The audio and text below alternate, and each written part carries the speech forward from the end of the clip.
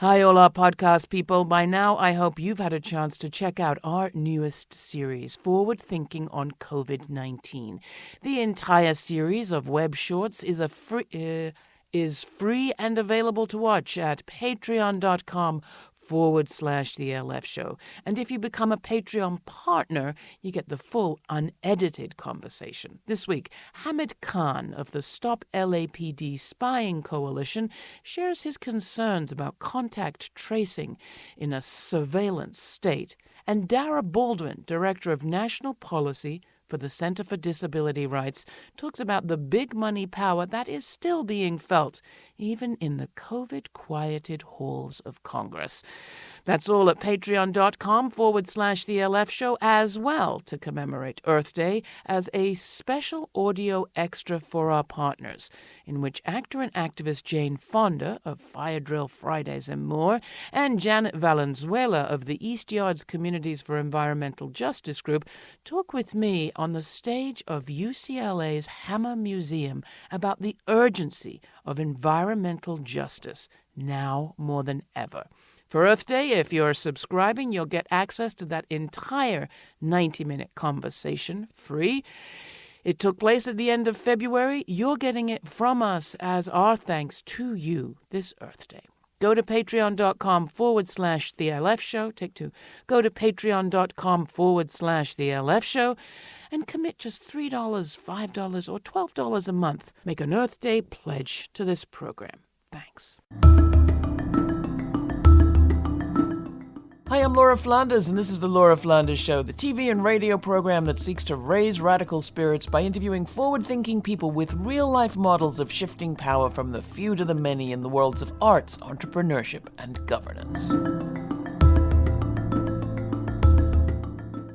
Who edited The Wizard of Oz?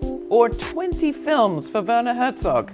The answers might surprise you. This time, I'll talk with renowned avant-garde film director Su Friedrich about the hidden female figures of the film industry, how they've changed film editing, Hollywood, and even the concept of solo authorship itself.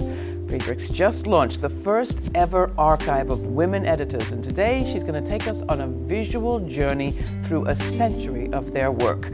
Su Friedrich and a celebration of the hidden heroes behind the editing room door. Next. This is the Laura Flanders Show, the place where the people who say it can't be done take a back seat to the people who are doing it. Welcome.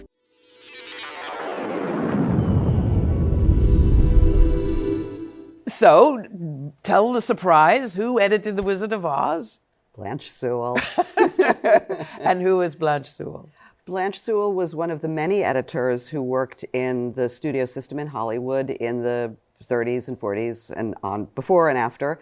And she did many other films, but when I started to research this, I came across her, and it was one of those moments where I thought, I have never wondered who edited The Wizard of Oz. I've seen it, we've all seen it. I've been a filmmaker forever, but never occurred to me that it would be a woman. Yeah. That blew my mind, and that became kind of my mantra. The whole year or more that I was working on this, I kept thinking, who edited The Wizard of Oz?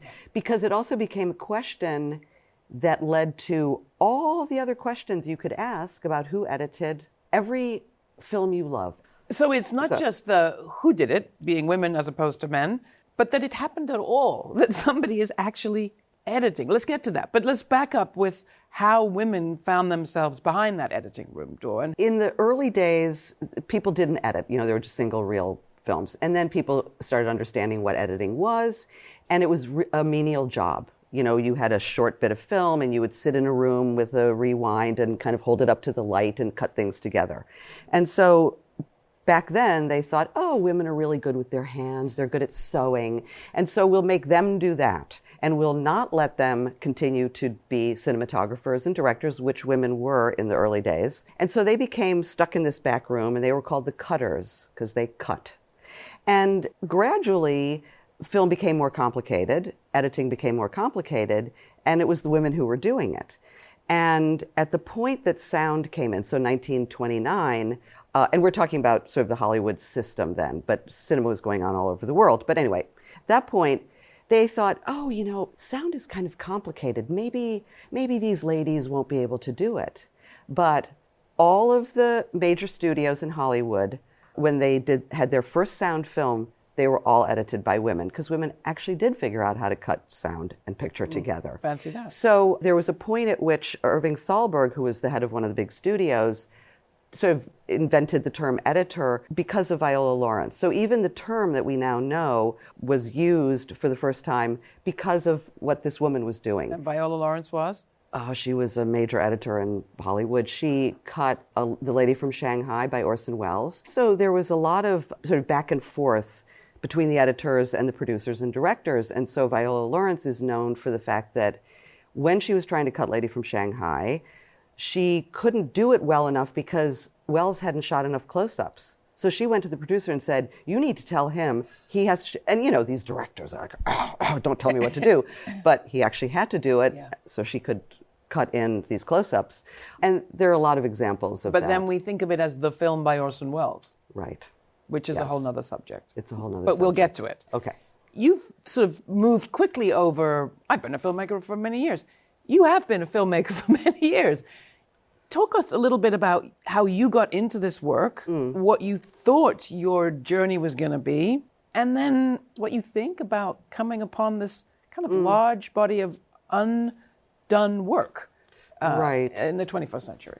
Well, I mean, I started making films in 1978, and I immediately did the editing as well as the shooting and writing and whatever, because to me that was a very exciting aspect to putting it together. I couldn't imagine trying to explain to somebody else how to edit. Budget had nothing to do with it? I would say not at the beginning, and after a while, to me, editing was so essential or central to the project that I wouldn't have thought to hire an editor. The website is divided into two parts. So you have... This is the website you've created that I refer to. Yes, the website. And so there are about 98 professional editors who are each on a page featured singly. And then there's a section in the back called Filmmakers Who Always or Sometimes Edit, because as I was working on it, I thought, hold on a minute, there's Bobby McLean or Renu Saluja or you name it, all these incredible editors, but there's also a lot of people like me who do their own editing. So for me, at the point at which I started working on it, I teach film production. I was looking at a chapter of a book about editing to give to my students, and I'm, reading it along, they're saying, oh, this fantastic thing that somebody developed, blah, blah, blah. And it only said the director. It said in North by Northwest by Hitchcock, da, da, da, da. And I thought, well, why aren't they mentioning the editor? So I went through the entire chapter and looked up all the films to see who the editor was. And when I did, at least half of the films mentioned were edited by women. And this is a chapter about good editing, right? So suddenly, there's The Wizard of Oz, Blanche Sewell. And I thought, how do I not know about this? And that was it. It was like from that day, I thought, everybody needs to know what happened when these films were made. Because you yourself are renowned, as I say, as, well, a feminist, avant-garde, LGBTQ, adventurous filmmaker, creating an oeuvre that hadn't existed before, both form and content, subject matter and form. And yet you've gone back into the traditional field to find it wasn't so traditional after all. Or there were a bunch of interesting revolutionaries that have really changed cinema from inside. Yes, definitely. And I think my own approach to filmmaking is different than theirs, and that's part of the feeling of having the filmmakers who always or sometimes edit. But I also, as I was reading about a new person, discovering somebody else looking at footage, from a film that they had edited, I thought, okay, so this person is doing Bonnie and Clyde, Dede Allen, or a Buñuel film, or you name it. But the basic work of it is the same. I may be editing disparate footage into something that somebody might call experimental, but getting a sense of rhythm, understanding how one image connects to the next, creating these, sort of unspoken relationships between things, it has to happen in a narrative Hollywood movie in the same way that it has to happen in an experimental film, in a documentary, in any film. When I was doing the pages, I first had just biographical information about each woman.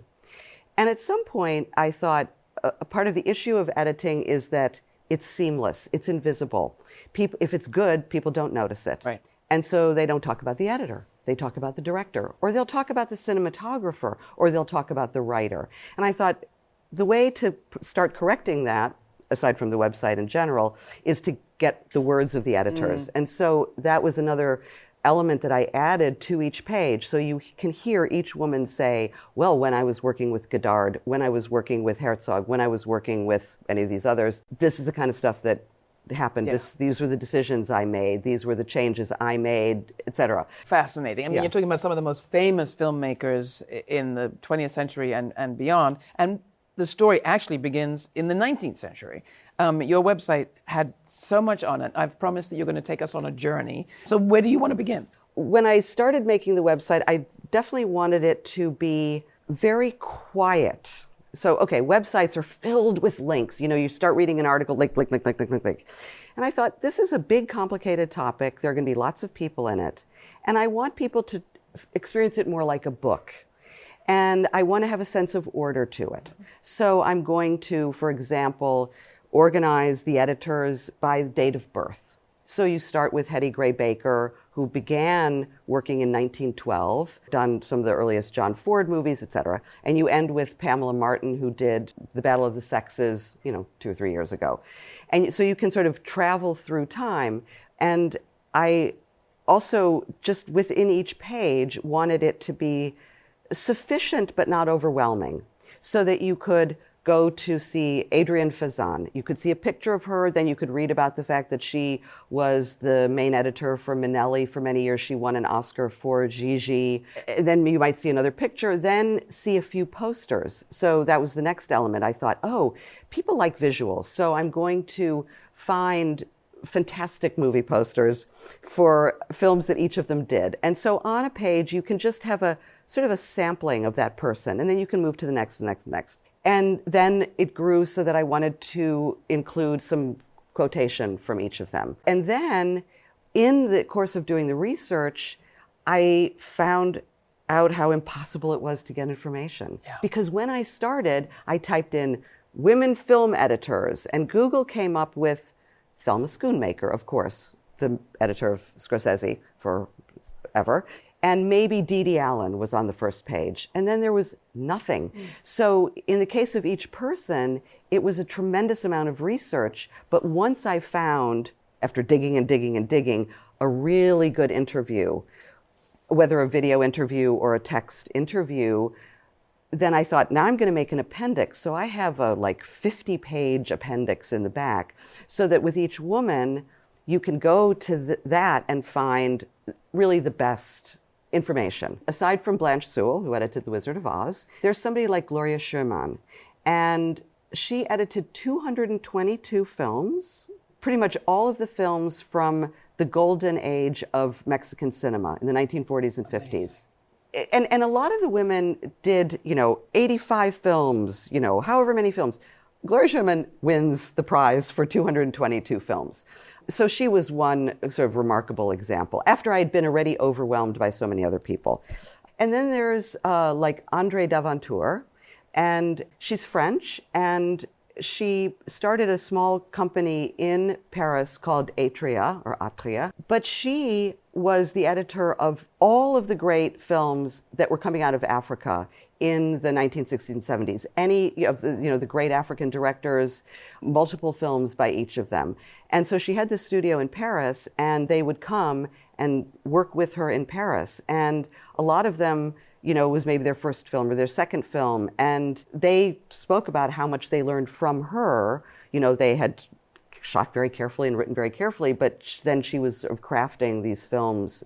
So she was also a great find. When I started researching, a lot of the films were Hollywood studio films. And I recognized from my own interests and the world that that wasn't the end of the story. And so I started looking out into the world. There are also Indian editors, Tunisian editors, Egyptian editors, Iranian editors, Polish, you name it. So you have somebody like Halina Prugar-Kettling, who was the main editor of Andrzej Wajda, who, when I was coming up as a filmmaker, his movies were so important to me. And again, out of when Poland?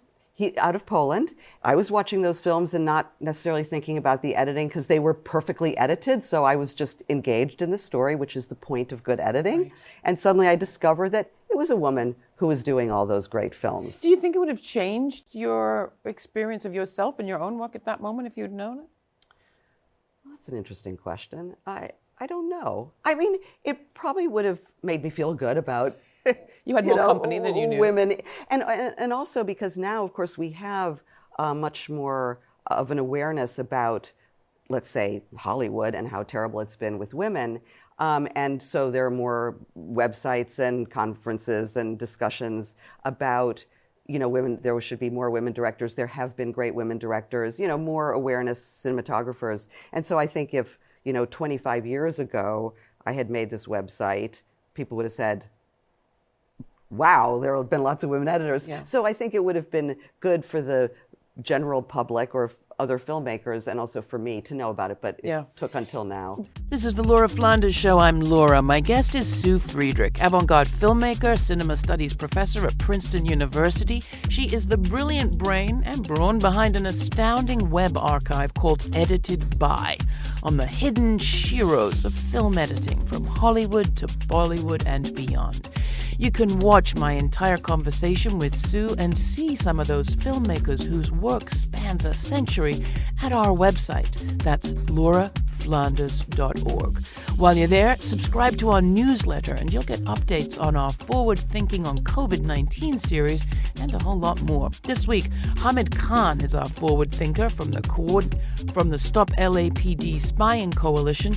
He's sharing his concerns about contact tracing and policing and suggesting mass public education might be safer. Also, Dara Baldwin, Director of National Policy for the Center for Disability Rights, addresses her concerns about the big money power that is still being felt even in the COVID-quieted halls of Congress and what we can do about it. Last but not least, you won't want to miss a conversation I had with Jane Fonda and Janet Valenzuela on the urgency of environmental justice now more than ever. In these times, we can't ignore how our relationship to our environment contributes to our vulnerability to pandemics. Again, go to lauraflanders.org to subscribe to the mailing list so you don't miss out on these specials and more. And thank you. Next, is it just in the U.S. that female filmmakers tend to get slighted? Not at all. But first, courtesy of Soul Sun's soul music, here's My Passion by Mikki Afflick featuring Miranda Nicole. Transition. Conflicting energy. My mission is always to remain free, even with broken wings. I'll fly, I'll ride.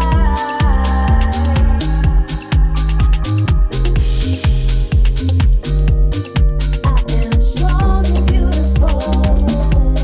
I make it happen, follow my passion.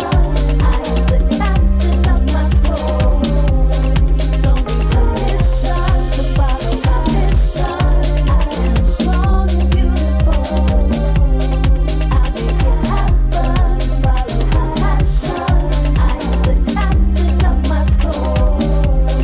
Don't need permission to follow my mission. Does the gendering of different roles and the appreciation that's accorded to those different roles, and hence the different genders, is that consistent across the different countries that you looked at? Like, do the Italians celebrate their women editors more?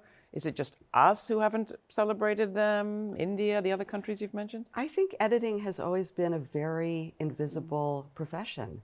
When I launched the site at first last January, I was in touch with ACE, American Cinema Editors, because there are lots of women ACE editors who are on it, and they sent it out to their editors. And one of the emails I got back was from Carol Littleton, who edited E.T., as well as many great films by Lawrence Kasdan. And she wrote me and said, "Thank you so much. People just don't think about this. They don't recognize it." And the other thing, which is true universally, is that when I started looking for the posters, I was mostly excited about them as a visual element and great designs and everything.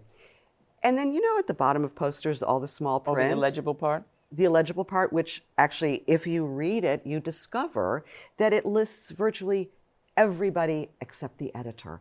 It will list the composer and not the editor. So, the more I worked, the more I thought, this is so necessary. It's so necessary for people to honor the work that made the film finally be the great film that it is. It's interesting because I'm remembering when we first, well, not when we first met, we've known each other for many decades, but when we met recently and you were talking about this, I was thinking, well, how does it relate to the typical theme of one of our shows, which is around shifting power in the worlds of arts, politics, and economics?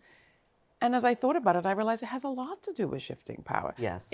You talk about it as you see it, and I'll see if I have any additional thoughts to contribute.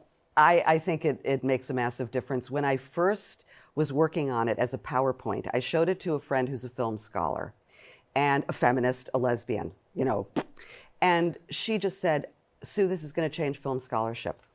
I had no idea who any of these people were. And I have heard that so often since, and I've heard so many teachers say, I'm now using this in my classroom. And this one woman who's a filmmaker and an editor, Karen Perlman, we were in touch a lot about various things. She knows a lot about Russian filmmakers and editors. And she said, in scholarship, the standard for talking about a film is you have the title, and then in parentheses, North by Northwest, Hitchcock, 1963, whenever it was made, right? And she said, I want from now on for it to say Hitchcock et al., because I want language to tell us all the time that it wasn't just the director who made this movie. And so the et al. Also applies to the cinematographer and the writer. But again, writers tend to be recognized. Yeah. Cinematographers tend to be recognized, and editors don't. And it therefore is serving to de-individualize accomplishment, achievement. That's right. We love That's a right. hero story of That's right. pretty much anything. Right. History, science, it's always one person. They get one award, and at the Academy Awards, they're up there fighting over who's going to hold it. There is an Academy Award, I guess, for editing. There is, and it started in the 1940s. It came in later, and Anne Bauchens who worked for Cecil B. DeMille for 40 years. She was his editor, and she was nominated in the first go-round of the Best Editing Award. And around that time, men started thinking, oh, wait, if you can get an award for this, maybe there's more to it. And they started coming in and saying, what about me? Maybe I'm going to be an editor. So, yes, there is an award for editing. Yeah. And the winner of the most Oscars for Best Editing is a woman, Thelma Schoonmaker. So, Yeah. there is an award. So to go back to the decentering of this in Universal Hero, that seems like a story we tell a lot on this program around actually it takes collective effort, but for many years we've not been hearing much about collective effort in this country. Right. There is a gender aspect to it, though, too, because it does seem to me that a lot of the work that women do, or that it is often gendered work, the work of pulling things together, helping this one make sense of that one, telling a group story, including everyone at the table, raising a bunch of kids, getting everything done at the same time, having your mind on many things at once. And that's all work that is typically pretty invisible. So Right. it's hard to put your finger on exactly what is this category of job that women tend to do and they tend to get very little credit for, or whoever does that work. Right. But it is raising one other question. We're talking, and we haven't thought about that. I mean, we didn't discuss this before, but we're talking as a lot of people are transitioning to working virtually. And they're going to be asked to suddenly host conversations on Zoom or Skype or Hangouts or some other proprietary platform for teaching. Right. The skills required for that seem a little bit like the skills for editing and for thinking about how do you craft a story. So I'm just going to say it right now that I think there's a bunch of new skills that are going to need to be learned by a lot of people who think they're already heroes and the best at their thing. Right. And they might need to come to women That's right. to learn some That's of right. those skills. That's right. But it's funny because a lot of people have asked me over this last 2 years about whether being an editor as a woman sort of makes sense if you have a male director. So it presumes the classic setup. You've got the male director and you've got the woman editor. So it's like the leader, the helper, right? And there are some men who will talk about the fact that it's a woman they're working with that makes sense to them in that way that women, how they understand women. Okay.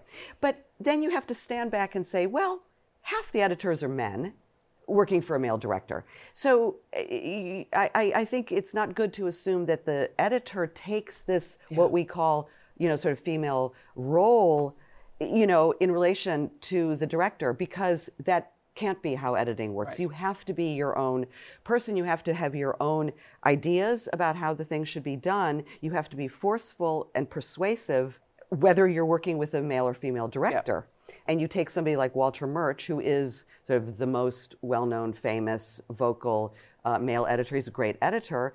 Nobody looks at him and says, well, how does it feel to be in the helper position? Yeah. They don't. They say, how does it feel to be a really great editor? How do you do it? And so I think we have to accord the same respect to any woman who is contending with the ego of whoever it might be. Yeah. No, that makes it much better point than what I just made. Editing per se, it seems to me, tells the story. I mean, directing, as somebody that does it all, could you say that an editor could save a bad film, but a director couldn't save a bad edit, or something like that? An editor would be hard-pressed to save a bad film, because if the director hasn't done their job and the writer hasn't done their job, you can only do so much, and then you just can't do more, because if they haven't gotten the shots right, you don't have continuity, you don't have things that make sense. You can try, but But they've tried. They've had to try a lot. But there's a quote from somebody about the editing begins at the writing stage, and the writing ends at the editing stage. It's like writing. If you're a good writer, you're already anticipating what the editing will be, and if you're a good editor, you're kind of rewriting the script, because you have to make a lot of decisions about what doesn't work at that point. Right. You've got the script, and then you can say, well, you don't have the shots, it doesn't flow, it makes no sense anymore, and you got to get rid of that stuff. As the editor, that's your responsibility. So there are 206 editors on this site. Do you have a favorite? Do you have somebody who kind of lives on your shoulder as you're working, teaching? All right, a couple. No, fair. We're talking collective. If well, people go into a research, just one. I love Blanche Sewell for doing The Wizard of Oz. Okay, but maybe that's getting silly. But somebody like Dede Allen is due endless respect for the kind of work she did and the kind of inventions that she made in the course of being an editor. God, nobody has asked me that question before. So it's kind of a creepy question. I think it's not creepy. It's not creepy. It's like people ask me, who's my favorite filmmaker as a filmmaker. I would just say I really love all of them. And when I was working on this, I felt like I'm with my people. I know what that feels like to be in the editing room and fighting with that material to get it to work.